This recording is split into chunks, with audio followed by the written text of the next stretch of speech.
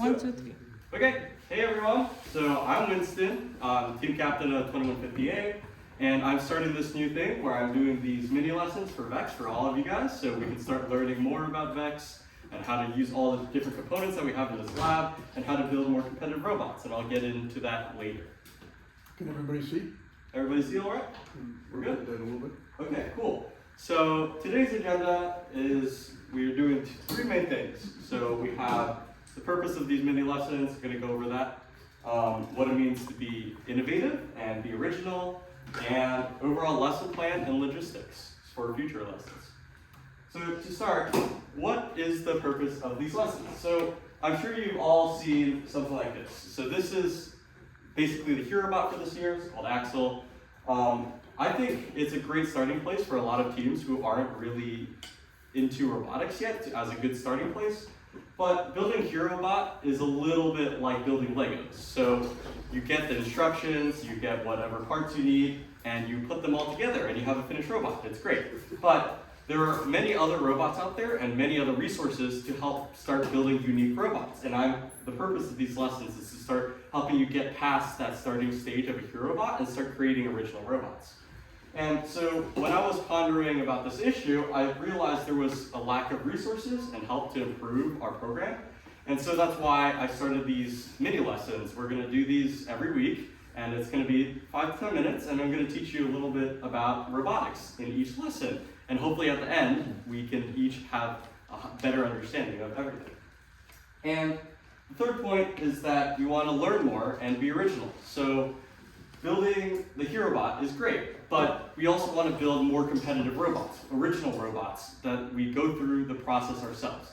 And to do that, we have to be able to know how to utilize the resources in our lab and all the different materials that we have. And so these lessons are sort of to help provide that. And finally, to be more competitive. So, like I said, HeroBot is great. It's a great starting place, but it's not an endpoint. We want to get to a point where every team in this room can start building original robots like this, that are really good at scoring, and I want all of our teams to be successful in competitions. So that's also why we're going to do this. So what does it mean to innovate and be original? So over here, I have a couple of robots that I pulled off the internet that some teams are building this year. So that's 1000A. You see all these different robots. And one thing that I noticed is that they're all different, right? You can see that this robot is much different from that one, it's much different from that one. And many teams across the world all have their own design that they came up with. So what does it mean to do that? It means that we have to have a good fundamental understanding of those materials in our lab to start using these mechanisms in a robot that can function to score points in our game. So to sort of add on to that, a big part of robotics, probably the most important part of robotics, is the engineering design process. So this is a process upon which a team goes through to evaluate and build a robot. And so this includes game analysis, so understanding how the game works, research and brainstorming, so coming up with different potential mechanisms that can be used to help score points on the robot, CAD and planning. So we use Onshape to sort of plan out all of our mechanisms so we can build it sort of like instructions. And we have the implementation, which is actually building the robot. And we have the evaluation period, which is testing the robot and seeing what works and what doesn't. And the most important part of that is the reiteration process, which is seeing what we learned and sort of reincorporating that into another design, into a better robot to create more competitive robots. And so coming with that, by having a good documentation of your engineering design process, you end up having a really good notebook. And the benefits of having a good notebook is that it's used to win awards. Most judged awards at competitions are based on how high quality your notebook is. And so this is our notebook. It's around 260 pages so far, and this is simply done through just documenting our process.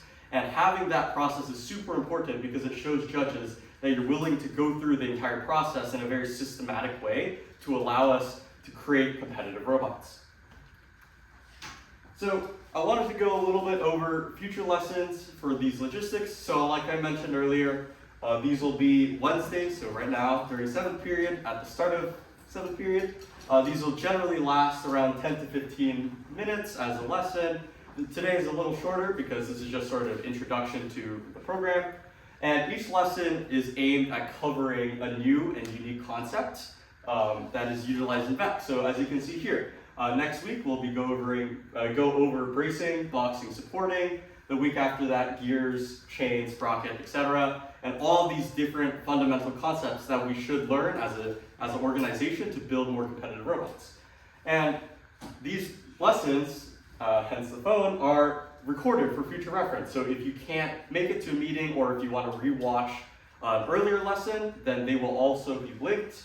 But I highly encourage you guys to come here in person and to attend these lessons because I will be doing in-person demonstrations with a lot of stuff. And so that will help you guys understand a lot of the stuff I'm teaching a lot better. And so all this future lesson plan, timelines, and videos can all be found here.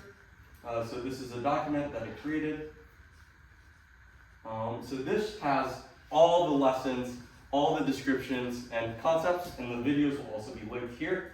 And so this is honestly just the overall list of what we're going to do. This is about 2 months. Our last lesson is going to be around December. And so hopefully we should finish before winter break.